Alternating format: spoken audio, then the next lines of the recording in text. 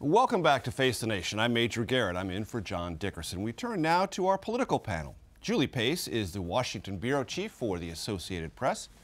Ed O'Keefe covers Congress and politics for the Washington Post and is a CBS News contributor. We're also joined by Rachel Bade. She covers Congress for Politico. And David Nakamura, White House reporter for the Washington Post, and, as am I, a proud graduate of the University of Missouri School of Journalism. Good. Welcome to you all, and Happy New Year. Happy New Year. Julie, let me start with you. The president told the New York Times recently that he thought Special Counsel Robert Mueller would be fair.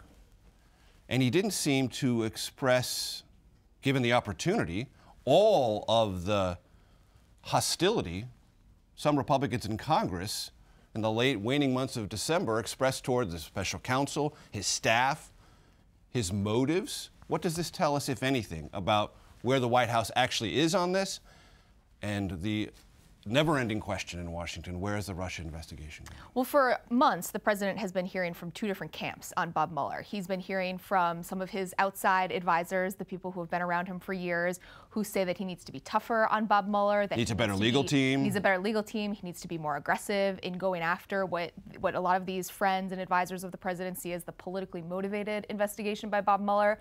But then there are the White House lawyers, people like Ty Cobb, John Dowd, who have been saying to the president that he actually would be in a stronger position if he let this investigation run its course. And so at least in that moment, that's where the president seemed to be. He seemed to be taking the advice of those lawyers. I think heading into 2018, the thing to watch is going to be how Trump reacts to the reality that this investigation is not going to be over quickly. Those same lawyers have been telling him that this is winding down. All evidence points to the contrary, that this is an investigation that is still robust, that is still pursuing new avenues, and how the president reacts, how fair he thinks Mueller is being when he realizes that this could consume a second year of his presidency, could really change the direction of this administration in 2018. Rachel, the president said the investigation is not good for the country. It doesn't makes it look bad. Is it burdening Congress? Is it becoming something that Congress doesn't know what to do with or can't bring to conclusion? Republicans feel it's certainly a distraction from their legislative agenda. Of course, they would rather be talking about tax reform than what's the latest turn in the Russia investigation screws. Look, the whole thing with the president saying, that the investigation is going to be fair, it's kind of interesting when you sort of compare it with what his allies on the Hill are doing in terms of trying to discredit the investigation. Preemptively discredit it. Right, before we see the conclusions. And just in the past week or so, we've seen, we've heard news about a sort of secret House Republican investigation led by Trump ally Devin Nunes, who leads the House Intelligence Committee panel. And this is basically a probe of whether there's corruption in the FBI. And they're also talking about, senior FBI officials and want to ask them about any contacts they have with journalists. So, Trump might be sitting back and saying, I'm going to, be neutral here. I'm going to let Mueller do his job. But he's letting, his allies on the Hill do his dirty work. He's also setting framework in that same interview where he said, 16 times there was no collusion. He seems to be suggesting that he will be treated fairly, assuming there's a certain outcome. And I think one point that Julie made is really important, which is that in that same interview, Trump also acknowledged that he doesn't know when this investigation will end. And it's something where his own lawyers had told him Thanksgiving, then Christmas, then definitely by the end of the year. That does not seem to be happening, and the president seemed to acknowledge that. And it's incredible that the party that has been built on law and order and has been supported by law enforcement and first responders in this country really for most of this century is now going after the preeminent law enforcement agency in this country. And I think one thing to remember is you've got thousands of FBI personnel all across the country. They will respond today to crimes far outside of Washington. And to be going after them in this way has a real risk for the Republican Party, I think, going into the midterms this year. You're going to need those types of people to turn out for Republican candidates. And if they're going after the FBI in this way, you wonder whether or not that affects their support. And yet if some of those Republicans who've raised these concerns were sitting at this table, they would say, look, it's not the FBI we're going after. We're going after people who have text messages that are at least problematic. Right. In what they say about their political orientation and what it might mean for them as investigators. And you have an FBI process dealing with Hillary Clinton that was outside of what would be regarded as normal protocol. I'm not saying that. Lots of people who are experts in the law have looked at this and said, there's some questions that need to be answered here. Can you raise this in a way that gets to some of those answers without fighting the political risks you just suggested. And that's going to be a really tricky balancing act for those Republicans who want to start this up on Capitol Hill in the coming year, for sure. You might see a split, I would guess. You I are think seeing we're already a split starting. among Yeah. Republicans on this. Exactly. Oh, absolutely. Lindsey Graham, just a few minutes ago in interviewing with you, said he wants Mueller to continue to do his job. I mean, watch people like him and compare him with Devin Nunes, who's going to be really aggressive on this in terms of saying that there is corruption and bias at the FBI. But there's a lot of Republicans on the Hill who are not comfortable with that. And so that split is just going to grow wider and wider. Julie, you heard the rather lively conversation we had among our 4 members of Congress, 2 Republicans, 2 Democrats, about DACA, about the Dreamers, deferred adjudication for childhood arrivals. It seemed to me that that was just a preliminary round. I mean, that this is going to get very intense, and the politics of it are going to get white hot almost instantly. Absolutely. This is going to be the big issue to watch on Capitol Hill heading into 2018 because it's so emotional and it's so personal for so many people, and because most lawmakers in both parties would like to have a solution to this problem. Republicans don't want to be the party that let 1 million young people who came to this country as children be deported. But they also are looking to the president for some guidance on how hard he's going to be on the marker he has laid down, which is, I will give you DACA if you give me a border wall. One thing I've heard from Democrats is some worry that they will let the perfect be the enemy of the good here. Some Democrats are open to the idea that you could give on border security, give on technology at the border, something that would allow the president to save face with his base, go forward and say, look at all of this that I got for border security, even if it's not a physical wall. But again, if you heard Debbie Dingell, she wants clean DACA. Yeah. That seems like that is going to be an impossible Separating position. those issues entirely. Separating those issues, that seems like an impossible position for Democrats. And that, to me, Ed, seems like a near suicide mission for the White House if it were to go that route, because it would invite amnesty, rolling over, giving in, and abandoning the things that were central to your campaign message. Let's remember on the calendar you have January 19th, which is when the next spending bill expires and when they want to come up with a solution to this problem. Otherwise, March 5th the next semi-shutdown drama. Right, exactly. And then March 5th is the deadline for DACA. Did you hear anyone present a specific proposal here this morning? Or a timeline? No, that's even mildly rational. They're nowhere near an agreement on this. And I think, as Julie was saying, the real breaking point here is going to be once they put down what the compromise is for DACA. Okay, we're going to save these kids. And they're not just kids. And they're not all kids. They're adults. Many of them are adults. Anywhere between 640,000 and 1.8 million people. Once they figure that out, okay, what are you going to get in return? Yeah. I'm less interested in what the Republican response to that will be than the Democratic response. But a lot of these congressmen from immigrant districts, LA, Chicago, New York, are going to go home. And if these people are told, you're getting your status, but we're also going to do all these other things, the backlash for Democrats could be quite severe. Backlash is important, but I think the president has been all over the map on this. He talked earlier when he announced ending DACA that we could do border separately. We could do a border wall separately. Now he's talking about the wall again in this interview. It could Not be just that, but chain migration. Chain migration. Other things. Chain migration, he's adding to the ledger. Things like the visa diversity lottery. It's 50,000 a year for certain countries that don't have a lot of immigrants coming here. Things like that have been talked about being eliminated in the past. They've been in bills in the 2013 bill. These are not new ideas. Some of these could happen in this round. But I think the border wall is something that Democrats just look as important to them saying no on something like this as it is for Trump and his base to get some start on that. And Rachel, we saw right before Congress left town, House members go into Chuck Schumer's office and sort of try to read him the riot act for not standing up on this issue. Right. I mean, these tensions are real right now. Yeah, there's certainly a split not only with the Democrats about how much to demand in return for DACA, but also with the Republicans in terms of how much to demand for DACA, but the Democrats as well in terms of should they have held the line before Christmas and getting this fixed.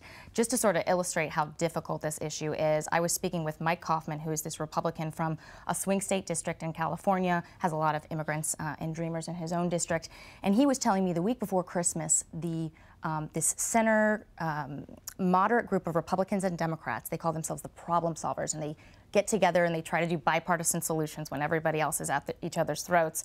They were supposed to unveil some sort of DACA agreement the last week before Christmas, and it came together, they had something, and it just ended up blowing up. It fell through, and this just shows that if these people who are moderate Democrats, moderate Republicans, cannot come together, sit in a room, and come up with a solution, how are Republican and Democratic leaders going to fix this? Problem Solvers Caucus becomes Lump of Coal Caucus right before Christmas. We'll be right back with our panel. Thanks for watching. Please join us when we come back.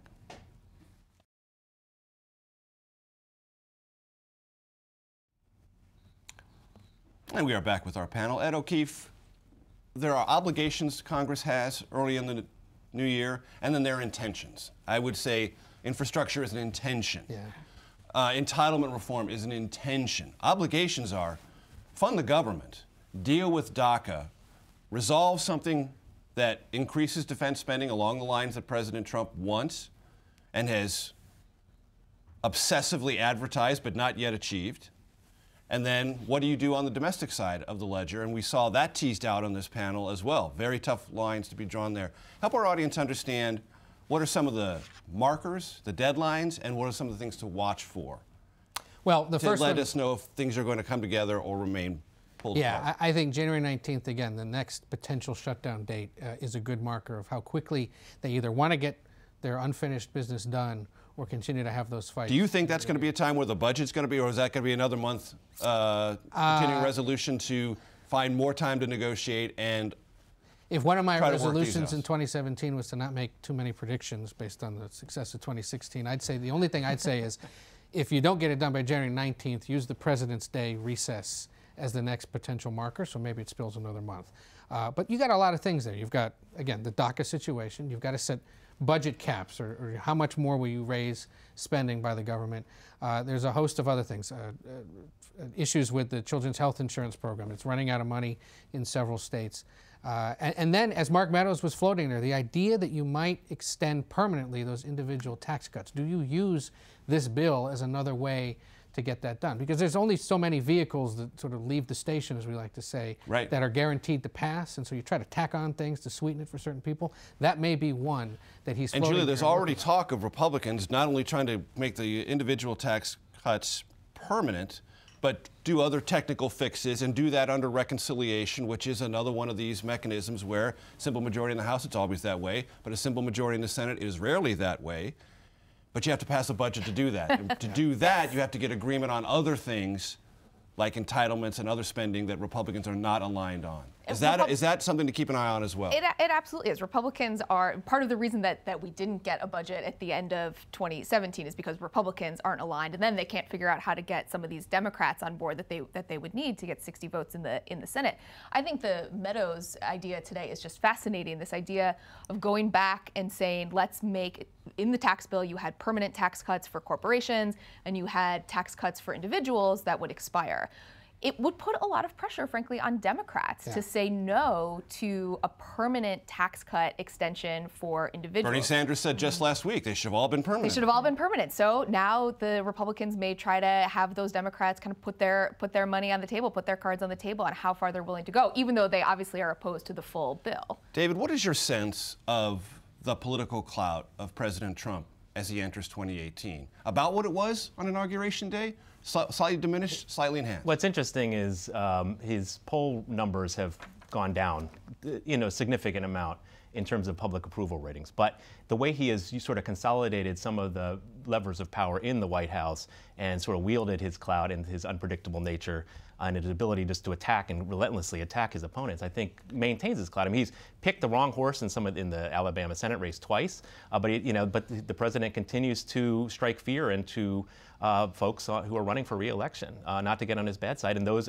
on Capitol Hill who still want to see the Republican agenda move forward. So he, in some ways, I think, retains more clout than someone with those poll numbers might normally suggest, especially this sort of historic lows in the first year. Rachel, journalists answer hypothetical questions all the time. Politicians do not. So let me ask you a hypothetical question. Imagine we're looking into a House Republican conference meeting, and they're all sitting there in their seats.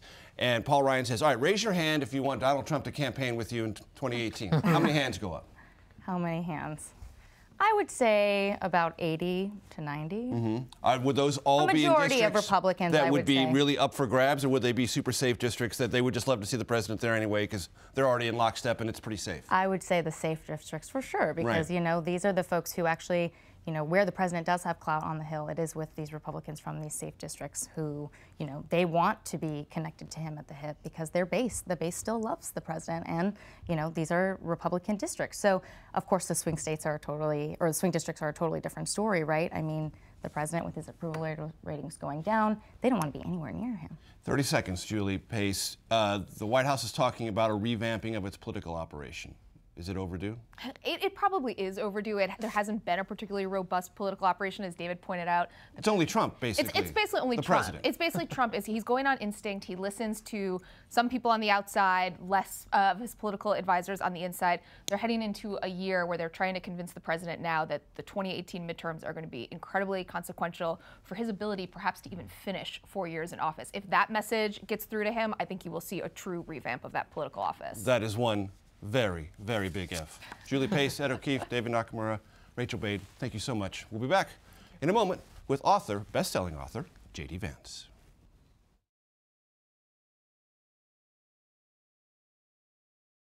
We sat down recently with J.D. Vance, author of Hillbilly Elegy. Now, Vance's book has been credited with identifying the so-called forgotten Americans who helped carry Donald Trump to his unexpected victory. A year into the Trump administration, Vance warns those voters might well be disappointed if the president's rhetoric doesn't match reality. I started writing the book back in 2013, and of course no one at that time, certainly not me, knew what we were going to see with the nomination and then, of course, the election of Donald Trump. So definitely thought that when the book was coming out, and this is June of 2016, hard to believe it's been that long, I thought that a lot of folks would be trying to ask questions about who the Trump voter was. And of course, that's a little bit about what my book is about. I don't mention Donald Trump, but I certainly talk a lot about people living in a certain part of the country, people from a certain demographic segment who did overwhelmingly support the president, both in the nominating contest, but also, of course, in the general election. For that community that you write about in the book and that you grew up in, what do you think those larger truths are that they heard that he spoke to in ways they hadn't heard before? Well, I think one of the most important larger truths that he spoke to is the importance of jobs in the life of the community. If you think about Republican rhetoric, let's say, during the campaign of Mitt Romney, very focused on the noble entrepreneur, very focused on the job creator, but not so much on the worker.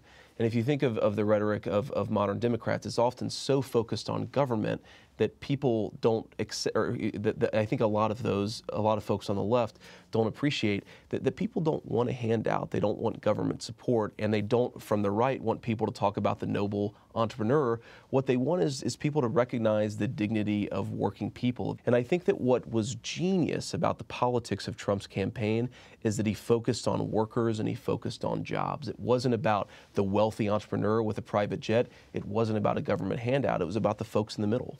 In the conversation about the tax bill, as an example, he doesn't talk about supply-side economics. He doesn't talk about any theory at all. When the president talks about tax reform, he talks about the people who will benefit. He talks about American jobs. He talks about the fact that we're going to be taking money that's overseas and bringing it back to the United States so that it will employ American workers. I think that focus, again, on the American working and middle class is to me the most thoughtful and in some ways the most genius part of Trump's approach to politics. And I will tell you, having attended more than 75 Trump rallies, there were times when I would laugh to myself when he would say, every dream you've ever dreamed is going to come true, and America's going to get back winning again.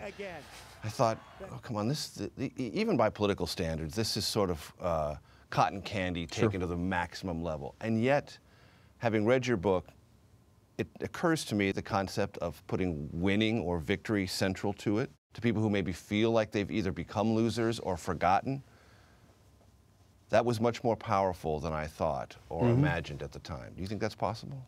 Yeah, well, I think that sense of loss is really important. The idea that 30 or 40 years ago, things were really going well, and now they've started to disintegrate. Not just our work life, but our family life and a lot of other issues on top of that. Do you think there is a danger for Trump going forward, the president going forward, and these voters, that his rhetoric and their expectations may never match? I think that that's certainly a concern. It's a political concern for the Trump administration, but it's a concern for Americans. It's a ground level concern. Absolutely.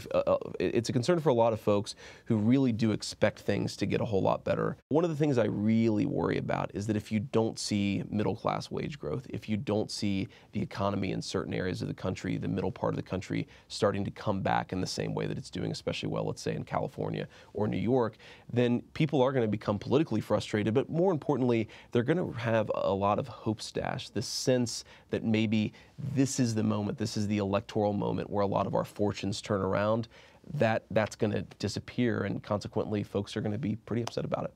And part of your next phase of life is to deal with this. Yeah, definitely. One of the things that I'm working on with Steve Case is this Rise of the Rest initiative that I'm pretty passionate about. If you look at where the net job growth comes, it comes from high growth startup companies. And unfortunately, you don't see a lot of high growth startup companies outside of California, New York, and Boston, Massachusetts. And so what we're trying to do is in some ways democratize access to capital, invest in areas that don't get as much entrepreneurial investing, and hopefully start to create some of those new 21st century jobs in places that don't see that job creation. And in my travels, I've seen a little bit of that in Des Moines, Sure. Iowa. I've seen a little bit of that in Omaha, Nebraska. Yep. It's not as if it doesn't exist in quote-unquote flyover country, but you want to accelerate. Yeah, exactly. It certainly exists. There are certainly really exciting pockets of entrepreneurship all across the country. Usually linked to a university of some kind. Exactly. Universities provide high quality talent. They provide intellectual property necessary for folks to get their businesses off the ground. But you still don't see nearly as much investment in these areas, even though you see pockets of hope, right? So the statistic I throw out is 50% of venture capital goes to California. Most of the rest of it goes to New York and Massachusetts. That means there's 47 states fighting over a very small amount of the type of investment that creates really high quality, long-term durable jobs. And so if you can rearrange that, if you can create more entrepreneurship and more investment in some of these areas, are you going to fix all the problems I wrote about in Hillbilly Elegy? No, but you will start to create some more high quality job growth. And then this brings us back to some of the embedded behavioral problems you write about in Hillbilly Elegy, and those are going to have to change even if this capital arrives. Yeah, that's absolutely right. You speak quite candidly Sure. about laziness and people who think they work but don't actually work, and that they're part of this equation, and that reckoning is going to have to occur, number one, and won't be easy to. Yeah, absolutely. I mean, look, you go to a town like Middletown, Ohio, where some people are struggling to find a job, but then there are people who had a good job and lost it, not because the economy was bad, but because they made mistakes. You see both types of people, and I think we have to recognize that there are these twin impulses that exist. There is a need for more economic growth, for more job growth, but there is a need in some people for them to recognize that they have a role in making these problems better, and we can't ignore that. The issue that's really, really concerning is that you have 8 million prime-age men who have dropped out of the labor force, folks who aren't even looking for work. You can create job growth all day, but unless you start to do the things that bring those labor force dropouts back into the job market, you're not going to solve the problems I wrote about in the book. JD, thanks so much for your time. Thanks, Major. And we'll be right back.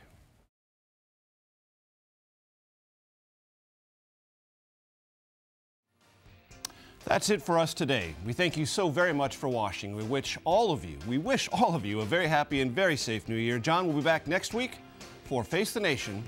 I'm Major Garrett.